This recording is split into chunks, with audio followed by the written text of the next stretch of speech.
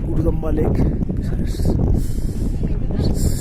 18,000 feet ऊपर गुरुदम्बा lake, nice lake.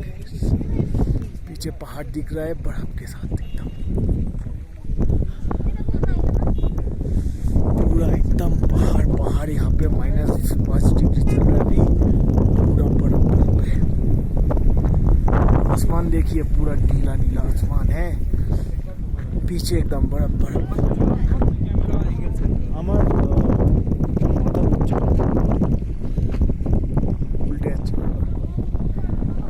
Oxygen का बहुत कमी है, इसलिए यहाँ पे আমার কিছু হচ্ছে না।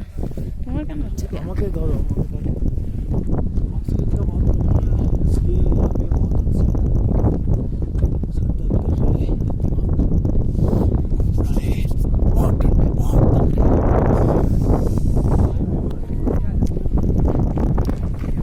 बहुत बहुत ज़्यादा ठंडा है भाई साहब। ठंडा हवा जो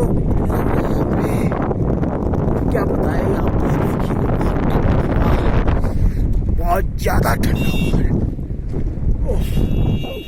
ऑक्सीजन का पूरा कमी आ रहा है, सर दर्द है सबका, पूरा सर दर्द, चक्कर आ रहा है यहाँ पे, बहुत तेज चक्कर आ रहा है।